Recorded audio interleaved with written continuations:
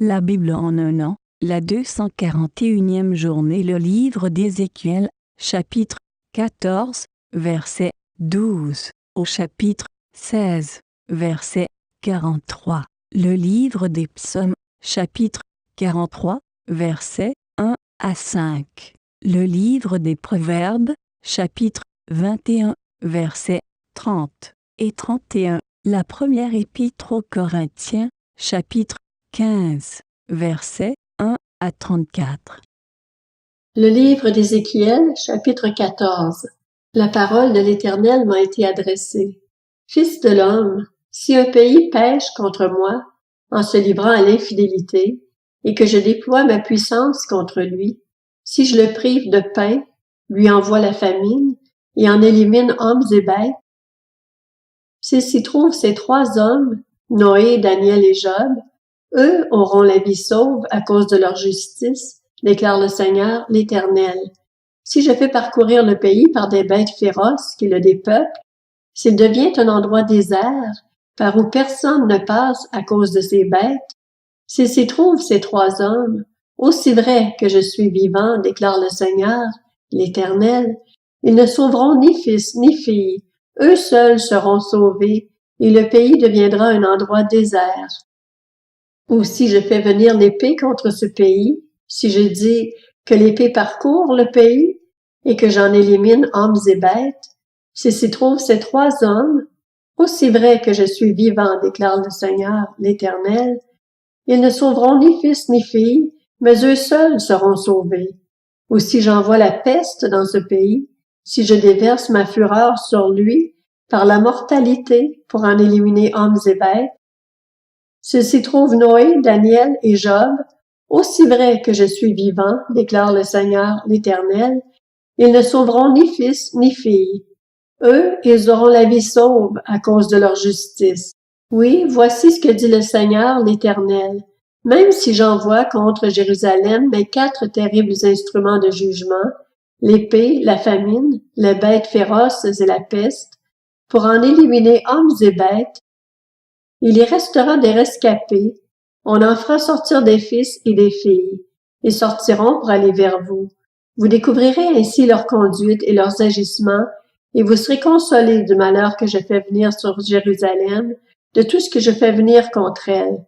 Ils vous consoleront quand vous découvrirez leur conduite et leurs agissements, et vous reconnaîtrez que ce n'est pas sans raison que je traite cette ville comme je la traite, déclare le Seigneur l'Éternel.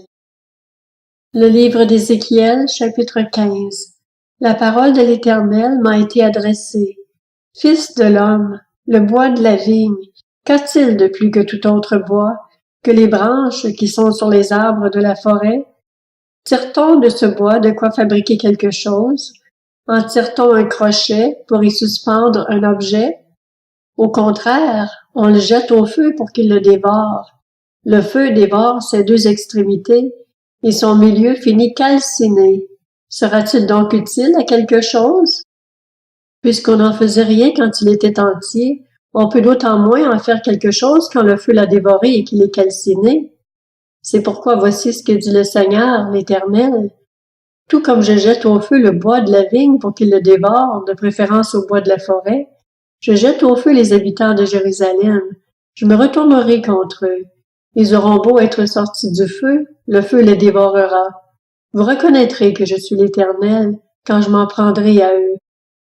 Je ferai du pays un endroit désert, parce qu'ils ont été infidèles, déclare le Seigneur, l'Éternel. Le livre d'Ézéchiel, chapitre 16. La parole de l'Éternel m'a été adressée. Fils de l'homme, fais connaître à Jérusalem ses pratiques abominables. Tu diras, voici ce que dit le Seigneur, l'Éternel, à Jérusalem. Par ton origine et ta naissance, tu es du pays de Canaan. Ton père était un Amoréen et ta mère une Hittite. À ta naissance, le jour où tu es né, ton cordon ombilical n'a pas été coupé, tu n'as pas été lavé dans l'eau pour être purifié, ni frotté avec du sel, ni enveloppé dans des langes. Personne n'a posé sur toi un regard de pitié pour te faire une seule de ces choses, par compassion pour toi. Au contraire, tu as été jeté dans les champs le jour de ta naissance parce que tu provoquais le dégoût. Je suis passé près de toi et je t'ai aperçu en train de te débattre dans ton sang. Alors je t'ai dit, vis dans ton sang. Je t'ai dit, vis dans ton sang. Je t'ai multiplié à l'infini comme l'herbe des champs. Tu t'es développé, tu as grandi et tu es devenu très joli. Tes seins se sont formés et tes cheveux ont poussé, mais tu restais nu, entièrement nu. Je suis passé près de toi et je t'ai regardé. Tu étais en âge d'aimer. J'ai étendu sur toi le pan de mon habit, j'ai couvert ta nudité et je me suis engagé envers toi. Je suis entré dans une relation d'alliance avec toi, déclare le Seigneur, l'Éternel, et tu as été à moi. Je t'ai lavé dans l'eau, j'ai fait disparaître le sang qui était sur toi, et je t'ai parfumé avec de l'huile. Je t'ai habillé avec des vêtements brodés et chaussé avec du cuir fin. Je t'ai mis un bandeau de fin lin, et je t'ai drapé de soie. Je t'ai paré de bijoux, j'ai mis des bracelets à tes poignets, un collier à ton cou, un anneau à ton nez, des boucles à tes oreilles et une couronne magnifique sur ta tête. Ainsi tu étais paré d'or et d'argent, et tu étais habillé de fin lin, de soie et d'étoffes brodées. Tu te nourrissais de fleurs de farine, de miel et d'huile. Tu étais devenue extrêmement belle, et tu as prospéré au point de devenir un royaume. On a commencé à parler de toi parmi les nations à cause de ta beauté. En effet, elle était parfaite grâce à la splendeur dont je t'avais ornée, déclare le Seigneur l'Éternel. Cependant, tu as placé ta confiance dans ta beauté et tu t'es appuyé sur ta réputation pour te prostituer. Tu as entraîné tous les passants à se prostituer avec toi. Tu as été à eux. Tu as pris de tes habits, tu t'es fait des hauts lieux riches en couleurs et tu t'y es prostitué. Rien de pareil n'était arrivé et n'arrivera jamais. Tu as pris les bijoux qui composaient ta parure, tu as pris de mon or et de mon argent, ceux que je t'avais donnés, et tu en as fait des statues d'hommes avec lesquels tu t'es prostitué. Tu as retiré tes vêtements brodés pour les en recouvrir, et c'est mon huile et mon encens que tu leur as offert. Le pain que je t'avais donné, la fleur de farine, l'huile et le miel dont je te nourrissais, tu les as déposés devant elles pour leur offrir un parfum agréable. Voilà ce qui est arrivé, déclare le Seigneur l'Éternel. Tu as pris tes fils et tes filles, ceux que tu m'avais donnés, et tu les leur as sacrifiés pour qu'elles les dévorent. Tes prostitutions n'étaient-elles pas suffisantes? Tu as égorgé mes fils et tu les leur as donnés en les faisant passer par le feu, en leur honneur. Au milieu de toutes tes pratiques abominables et de tes prostitutions, tu ne t'es pas souvenu de l'époque de ton enfance, du moment où tu étais nu, entièrement nu, et te débattais dans ton sang. En plus de tout ce mal que tu as commis, malheur, malheur à toi, déclare le Seigneur, l'Éternel. Tu t'es construit des centres de prostitution, tu t'es fait des estrades sur toutes les places. À l'entrée de chaque chemin, tu as construit tes estrades, tu as déshonoré ta beauté, tu as écarté les jambes pour tous les passants, tu as multiplié tes prostitutions. Tu t'es prostitué aux Égyptiens, tes voisins au corps athlétique, et tu as multiplié tes prostitutions, ce qui m'a irrité. Alors j'ai déployé ma puissance contre toi. J'ai diminué ce qui devait te revenir. Je t'ai livré à tes ennemis, les filles des Philistins, qui rougissaient de ta conduite scandaleuse. Tu t'es prostitué aux Assyriens parce que tu n'étais pas rassasié. Tu t'es prostitué à eux, mais tu n'étais toujours pas rassasié. Tu as multiplié tes prostitutions avec le pays de Canaan et jusqu'en Babylonie. Mais même ainsi, tu n'as toujours pas été rassasié. Quelle faiblesse de cœur tu as révélée, déclare le Seigneur, l'Éternel, en commettant tous ces actes qui sont l'œuvre d'une experte en prostitution. Lorsque tu construisais tes centres de prostitution à l'entrée de chaque chemin, lorsque tu faisais tes estrades sur toutes les places, tu ne t'es pas conduite comme la prostituée qui, elle, réclame un salaire. Tu as été la femme adultère qui reçoit des étrangers au lieu de son mari. À toutes les prostituées, on paie un salaire. Mais toi, tu as offert des présents à tous tes amants. Tu leur as donné des cadeaux afin qu'ils viennent de partout vers toi pour coucher avec toi. Tu as eu un comportement contraire à celui des autres prostituées. On ne te recherchait pas pour coucher avec toi, et en versant un salaire au lieu d'en recevoir un, tu as été le contraire des autres. C'est pourquoi, prostituée, écoute la parole de l'Éternel. Voici ce que dit le Seigneur, l'Éternel. Parce que tes trésors ont été gaspillés et que tu t'es montré entièrement nu au cours de tes prostitutions, avec tes amants et avec toutes tes abominables idoles, et parce que tu leur as donné le sang de tes enfants, je vais rassembler tous tes amants, ceux avec lesquels tu te plaisais, tous ceux que tu as aimés et tous ceux que tu as détestés. Je les rassemblerai de partout contre toi, je te montrerai à eux entièrement nus, et ils te verront toutes nues. Je te jugerai comme on juge les femmes adultères et celles qui versent le sang, et je ferai de toi une victime ensanglantée par la fureur et la jalousie. Je te livrerai entre leurs mains. Ils démoliront tes centres de prostitution et abattront tes estrades.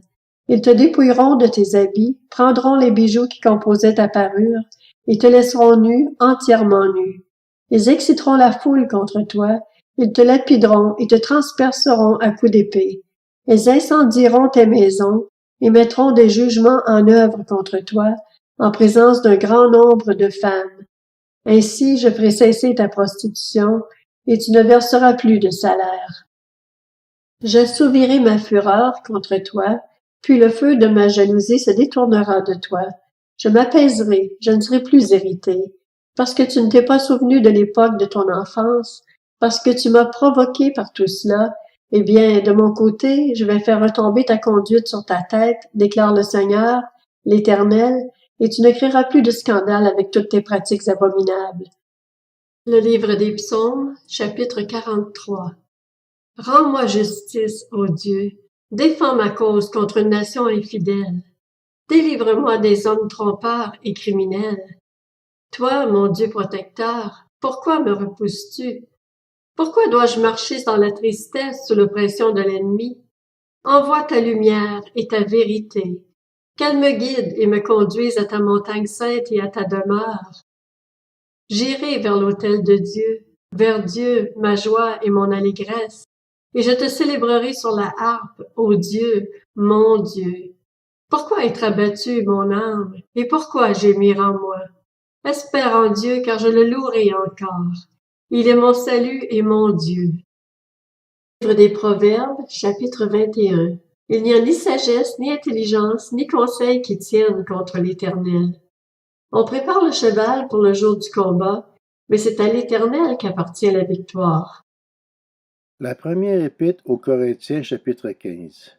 Je vous rappelle, frères et sœurs, l'évangile que je vous ai annoncé, que vous avez reçu et dans lequel vous tenez ferme, c'est aussi par lui que vous êtes sauvés, si vous le retenez dans les termes où je vous l'ai annoncé.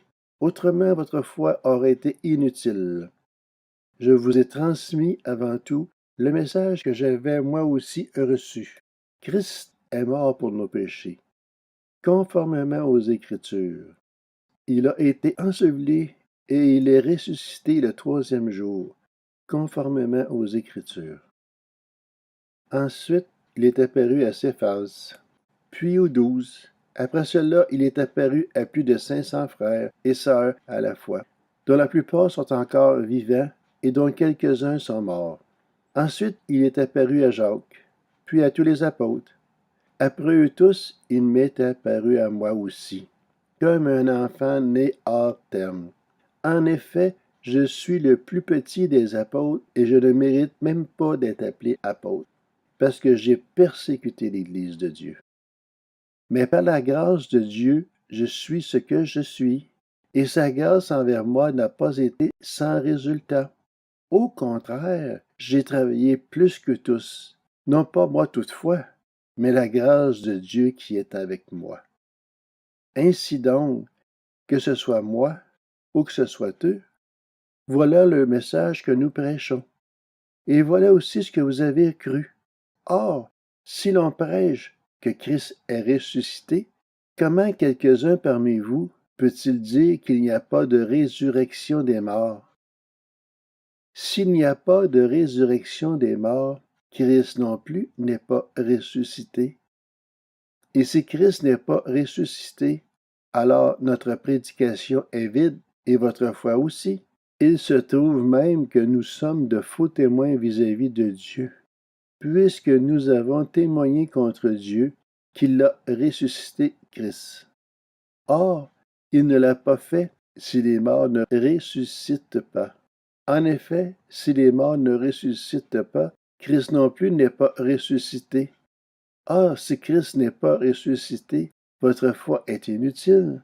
Vous êtes encore dans vos péchés. Et par conséquent, ceux qui sont morts en Christ sont aussi perdus.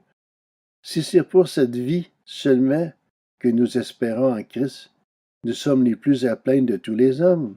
Mais en réalité, Christ est ressuscité, précédant ainsi ceux qui sont morts. En effet, puisque la mort est venue à travers un homme, c'est aussi à travers un homme qu'est venue la résurrection des morts. Et comme tous meurent en Adam, de même aussi tous revivront en Christ. Mais chacun a son propre rang. Christ en premier, puis ceux qui appartiennent à Christ lors de son retour. Ensuite viendra la fin, quand il remettra le royaume à celui qui est Dieu et Père, après avoir anéanti toute domination, toute autorité et toute puissance. En effet, il faut qu'il règne jusqu'à ce qu'il ait mis tous ses ennemis sous ses pieds. Le dernier ennemi qui sera anéanti, c'est la mort. Dieu, en effet, a tout mis sous ses pieds. Mais lorsque Dieu dit que tout lui a été soumis, il est évident que c'est à l'exception de celui qui lui a soumis toutes choses.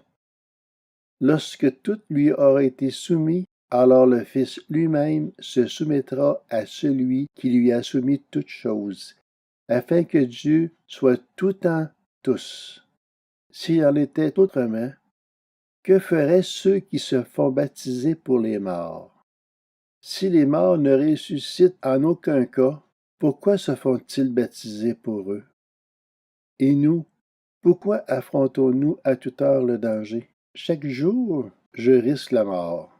Aussi vrai, frères et sœurs, que vous faites ma fierté en Jésus-Christ notre Seigneur, si c'est dans une perspective purement humaine que j'ai combattu contre les bêtes à Éphèse, quel avantage en revient-il? Si les morts ne ressuscitent pas, alors mangeons et buvons, puisque demain nous mourrons. Ne vous y trompez pas, les mauvaises compagnies corrompent les bonnes mœurs. Revenez à votre bon sens, comme il convient, et ne péchez pas, car certains d'entre vous ne connaissent pas Dieu. Je le dis à votre honte.